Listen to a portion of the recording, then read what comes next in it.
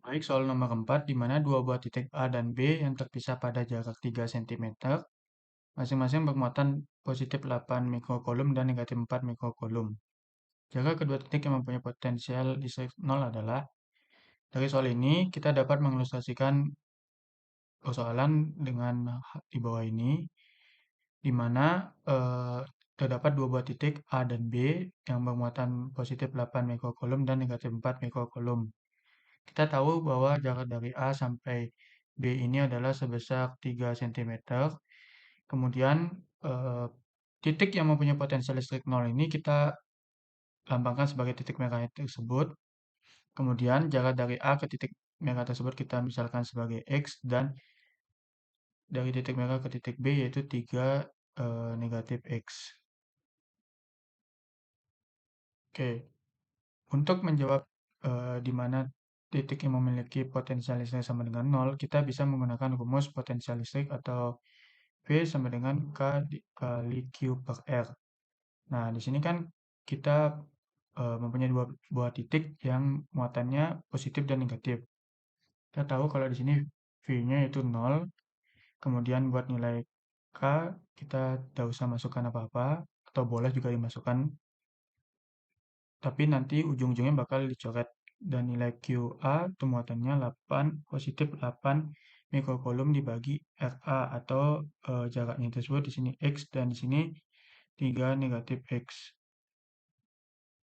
Nah, karena kita udah masukin, kita eh, bawa yang titik B ini ke ruas sebelah kiri sehingga diperoleh seperti eh, yang di bawah ini.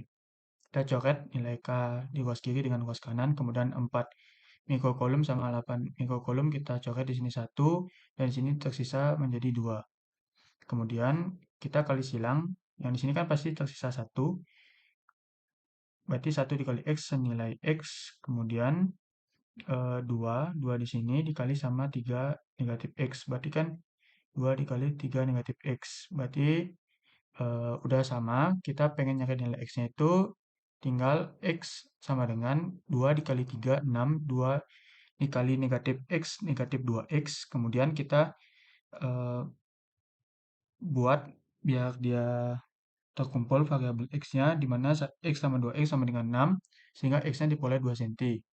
Nah, ada catatan kalau untuk mencari potensial listrik tersebut, nilai muatan positif dan negatif tersebut sangat mempengaruhi, sehingga perlu diperhatikan. Berbeda dengan gaya Coulomb, di mana nilai positif ataupun negatif dan nilai muatan tersebut tidak perlu diperhitungkan atau dapat diabaikan. Baik, di sini saya akan menjelaskan mengenai nomor 5. 4 buah partikel A, B, C, dan D masing-masing bermuatan plus 2 mikrokulum, min 2 mikrokulum, plus 5 mikrokulum, dan min 1 mikrokulum, terletak pada titik sudut bujur sangkar A, B, C, D. Hitunglah energi potensial listrik muatan di titik A. Di sini kita dapat mengetahui bahwa untuk Q A itu adalah plus 2 mikrokulum, QB min 2 mikrokulum, QC adalah plus 5 mikrokulum, dan QD adalah min 1 mikrokulum. Di sini kita juga mengetahui dari gambar bahwa jarak atau R dari A ke B adalah 10, jarak A ke D adalah 10. Namun yang belum diketahui adalah jarak A ke C-nya. A ke C-nya belum diketahui. Jika kita lihat, jarak AD sama dengan jarak BC, sehingga BC ini adalah 10 cm. Dan tadi jarak AB adalah 10 cm juga. Sehingga untuk mencari jarak AC, kita dapat menggunakan rumus Pythagoras, yaitu RAC sama dengan akar dari jarak AB ditambah dengan jarak BC. Kita substitusikan di sini, yaitu akar 10 kuadrat ditambah 10 kuadrat sama dengan akar dari 200. Akar dari 200. Nah, akar 200 ini dapat disederhanakan menjadi 10 akar 2 atau 0,1 akar 2 meter. Setelah kita mendapatkan jarak dari AC, kemudian kita akan menghitung energi potensial pada muatan di titik A, di mana yang pertama terdapat 3 energi potensial yang terhubung di titik A, yaitu dari A ke B, A ke C, dan juga A ke D. Di sini nanti kita akan jumlahkan untuk energi potensial total dari A. Kita cross check satu-satu, yaitu untuk energi potensial AB, rumusnya sebagai berikut. K dikalikan QA dikalikan QB per RAB. Seperti yang kita ketahui, K-nya itu adalah 9 kali 10 pangkat 9, dikalikan QA-nya adalah 2 kali 10 pangkat min 6, 10 pangkat min 6 ini karena mikro, dikalikan min 2 kali 10 pangkat min 6, per RAB-nya. RAB-nya adalah 0,1 meter. Dan didapatkan hasil adalah min 0,36 Joule. Di energi potensial AD ini, rumusnya sebagai berikut. K dikalikan QA dikalikan QD per AD. Sama dengan 9 kali 10 pangkat 9 dikalikan QA-nya 2 kali 10 pangkat min 6 dikalikan QD-nya min 1 kali 10 pangkat min 6 dibagi dengan 0,1 RAD-nya.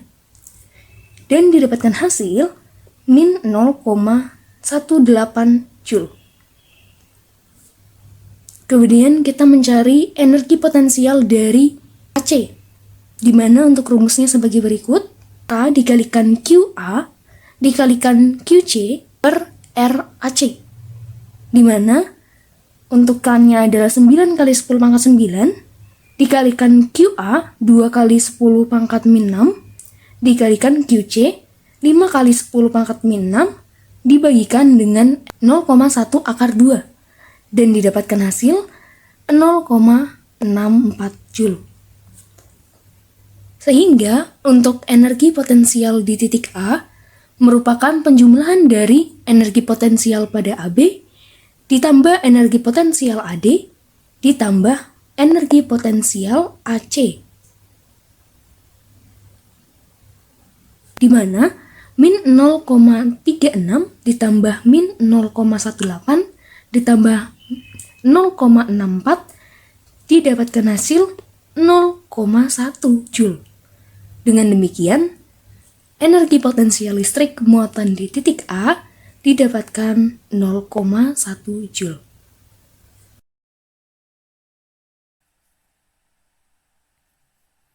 Oke, baik. Di sini aku akan menjelaskan soal nomor 6. Jadi, soal nomor ini berisi sebuah partikel bermuatan Q 5 mikrocoulomb bergerak dengan kecepatan V 350 meter per second melalui medan magnet seragam atau B bermagnitudo atau sebesar 0,04 Tesla dan bergerak secara tegak lurus. Kita disuruh menentukan besar gaya yang bekerja pada partikel karena medan magnet tersebut. B. Percepatan partikel karena gaya tersebut jika diketahui masa partikelnya itu 2 kali 10 pangkat 15 kg. C. Apakah besar kecepatan partikel meningkat, menurun, atau tetap sama?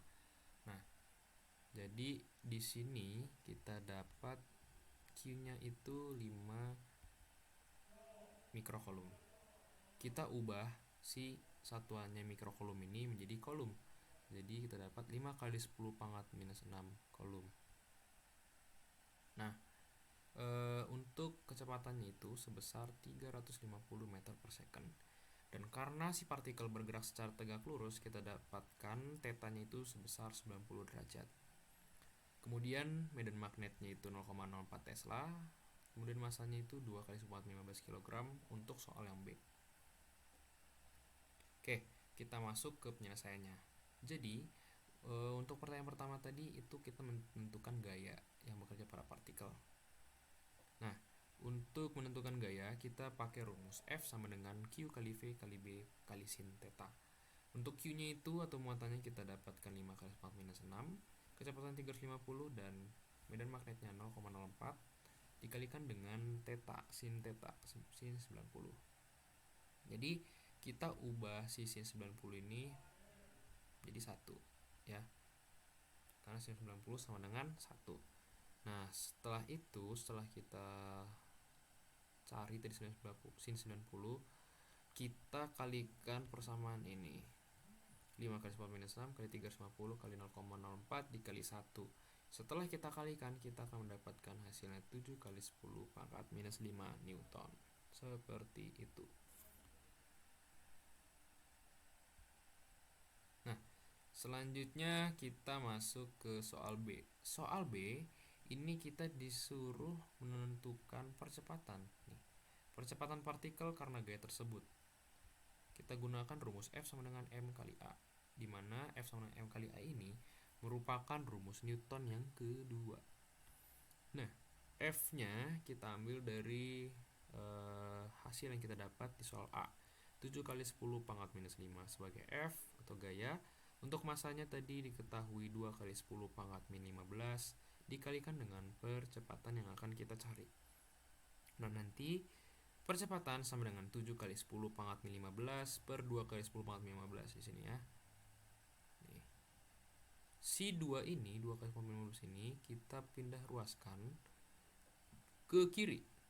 Yang awalnya dikali karena dipindah ruas menjadi dibagi. Jadi seperti ini. 7 kali 10 min 15 per 2 kali 10 min 15. 7 kali 10. Ini sorry, 7 kali 10 pangkat min 5. Bukan pangkat min 15, tapi min 5. Susah banget ya. Ya, pokoknya min 5. 7 kali 10 pangkat min 5 per 2 kali 10 pangkat min 15. Setelah dibagi, kita akan mendapat hasilnya 3,5 kali 10 pangkat 10 meter per second kuadrat. Seperti itu. Untuk mencari rumus gaya. Mencari percepatan. Nah, selanjutnya kita disuruh menentukan apakah besar kecepatan partikelnya itu meningkat, menurun, atau tetap sama. Nah, jika gayanya itu tegak lurus arahnya, nah ini F. Jadi si partikel ini itu V-nya arahnya ke sini. Kemudian F-nya itu tegak lurus terhadap terhadap V, sorry. Jadi V-nya itu kita pakai kaidah tangan kanan dulu ya. Oke. Jadi si V-nya itu kita anggap jempol, jadi searah dengan jempol. Kemudian B-nya itu menyentuh layar atau masuk ke dalam layar. Di sini aku pakai laptop, jariku ini menyentuh layar. Kemudian untuk telapaknya itu searah dengan F atau gaya. Nah, gitu. Jadi oleh karena gayanya itu tegak lurus, itu membuat si V-nya itu berubah arahnya. Jadi seperti itu. Jadi seperti ini. Tapi walaupun V-nya berubah, F-nya ini tetap tegak lurus. Itu membuat si partikelnya ini menjadi berputar sehingga dia menghasilkan lintasannya itu melingkar. Nah, otomatis kita bisa ambil kesimpulan bahwa gaya tidak mengubah besar kecepatan, tetapi mengubah arah V, jadi V-nya tetap sama. Jadi dia cuma mengubah arah si V doang, tetapi untuk kecepatan si V-nya itu tetap sama. Seperti itu. Mungkin itu aja dari aku. Kurang lebihnya mohon maaf. Wassalamualaikum warahmatullahi wabarakatuh. Oke, selanjutnya nomor 7. Soalnya, jika muatan dan kapasitansi kapasitor diketahui berturut-turut sebesar 5 mikrocoulomb dan 20 mikrofarad. Tentukan beda potensial kapasitor tersebut. Nah, di sini itu rumus kapasitansi umum, yang mana C sama dengan Q per V. Untuk Q-nya, itu kan sudah diketahui. Dan di sini C-nya juga diketahui, maka jika kita perhatikan soalnya, yaitu ditanyakan beda potensial kapasitor. Untuk Q dan C C-nya itu kita konversiin dulu satuannya dari mikro ke kolom. Untuk Q, 5 mikrokolom menjadi 5 kali 10 pangkat min 6 kolom. Selanjutnya untuk kapasitansi kapasitor 20 mikrofarad dikonversi menjadi 2 kali 10 pangkat min 5 farad. Karena kita tahu mikro itu 10 pangkat min 6. Sekarang ditanya V atau beda potensialnya. Kita bisa balik aja dari rumus umumnya. Jika dicari V, maka V sama dengan Q per C. Tinggal dibagi 5 kali 10 pangkat min 6 dibagi dengan 2 kali 10 pangkat min 5. Nah, di sini untuk pangkatnya kalau dibagi tinggal dikurang, berarti min 6 dikurang min 5 jadi min 1. Untuk ini tinggal 5 dikali 10 pangkat min 1 per 2 didapatkan hasil 0,25 volt. Selanjutnya soal nomor 8, yaitu suatu konduktor berbentuk bola dengan radius R dan bermuatan Q. Tentukan kuat medan listrik pada kondisi A, yaitu di dalam bola, dan yang B pada suatu titik di luar bola. Di sini kita perhatikan dulu untuk radius dari bola konduktor ini, itu kita simbolkan dengan R besar, sedangkan R kecil yaitu radius titik dari titik pusat bola ke titik pengamatan kita. Untuk kondisi yang pertama, yaitu di dalam bola, yang mana jika kondisi di dalam bola berarti R kecilnya lebih kecil daripada R besar atau radius dari bola konduktor itu sendiri. Sebelumnya ini tuh penerapan dari hukum Gauss, yang mana hukum Gauss bunyinya yaitu jumlah dari garis medan yang melewati sebuah permukaan sebanding dengan jumlah muatan yang berada di permukaannya. Jadi hukum Gauss ini menghubungkan antara medan listrik yang ada pada permukaan tertutup dengan muatan total yang berada di dalam permukaan tersebut. Nah, teman-teman, kalau kita lihat di sini, berarti titik pengamatan kita itu berada di dalam bola konduktor, sedangkan muatan itu mengalir di permukaan bola konduktor. Otomatis pada kondisi A, itu kuat medan listriknya adalah 0. Bisa langsung kita ketahui sesuai dengan kondisinya. Selanjutnya pada kondisi B, yaitu pada suatu titik di luar bola. Berarti R kecilnya lebih besar daripada R besar, atau R dari titik pusat ke pengamatan kita itu lebih besar daripada jari-jari atau radius bola konduktor. Nah, pada kondisi B ini, itu kita memiliki rumus hubungan flux dengan hukum Gauss, yang mana E dikali dA, di sini dA itu elemen dari luas permukaannya, sama dengan sigma Q per epsilon 0. Nah, untuk teman-teman bisa perhatiin, untuk luas permukaan bola itu rumusnya 4πr². Maka kita bisa langsung masukin ke rumus, jadi E dikali 4πr² sama dengan Q per epsilon 0. Di sini kan ditanya itu kuat medan listrik, berarti E. Kita bisa langsung ubah aja yang ini.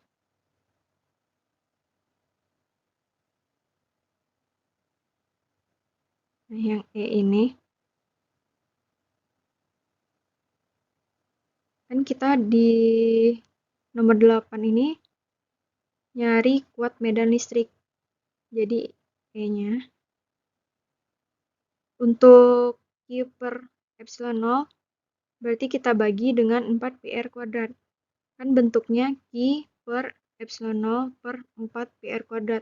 Atau bisa dituliskan dengan Q per epsilon 0 dikali 1 per 4πr².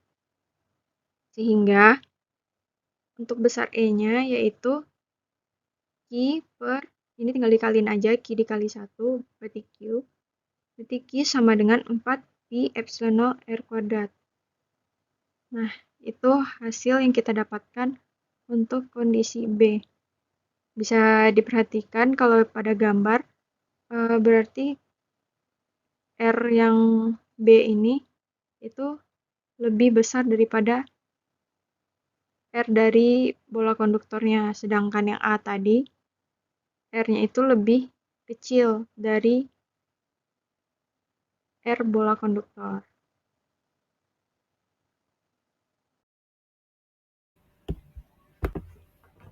Baik, selanjutnya saya akan menjelaskan tentang persoalan nomor 9, yang dimana bunyinya merupakan suatu kawat lurus yang panjangnya 4 meter dibentangkan dari X sama dengan 4 meter sampai X sama dengan 0 meter.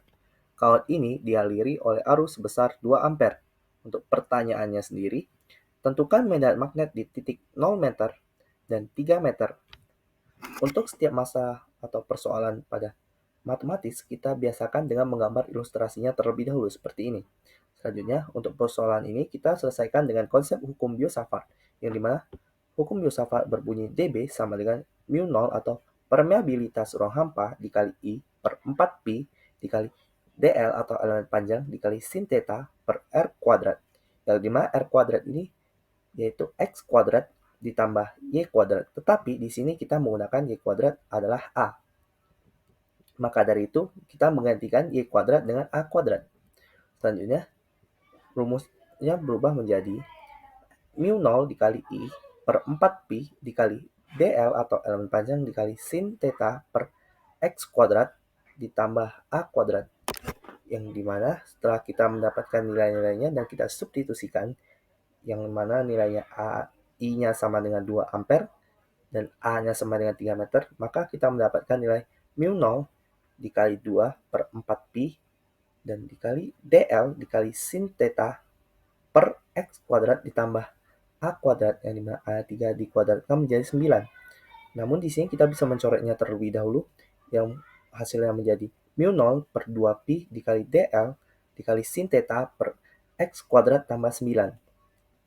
Selanjutnya, untuk mencari B, kita menggunakan integral, yang dimana integral ini merupakan opsional untuk pemilihannya.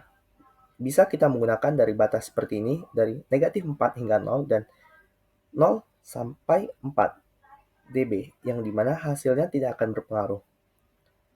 Selanjutnya kita ubah menjadi mu 0 per 2pi dengan integral dari negatif 4 hingga 0 dl sin theta per x kuadrat tambah 9. Selanjutnya kita misalkan dl sama dengan dx. Dan karena kita ingin mencari x, sehingga karena tan itu merupakan depan per miring, maka kita mengubahnya menjadi x sama dengan a dikali tan alpha, yang dimana a bernilai 3, sehingga kita substitusikan saja 3 tan alpha. Selanjutnya untuk dx-nya sendiri adalah a secant kuadrat alpha d alpha, dan batasnya akan menjadi, kita substitusikan nilainya dari batas-batas yang sudah ada. Ini batas dari x sama dengan negatif 4, alpanya merupakan arcus tan dari negatif 4 per 3, yaitu negatif 53 derajat. Untuk x sama dengan 0, maka alpha arcus tan adalah 0. Selanjutnya, setelah kita mendapat batas-batas dari alpha yang telah kita arcus tankan, kita masukkan ke dalam integralnya. Maka B-nya berubah menjadi mu 0 per 2pi dikali A integral dengan batas negatif 53 derajat hingga 0 derajat cos alpha dikali D alpha. Selanjutnya kita integralkan ini, maka akan berubah menjadi mu 0 per 2pi dikali A dikali sin alpha. Sin alpha merupakan integral dari cos alpha dengan batas negatif 53 hingga 0. Maka kita masuki nilainya.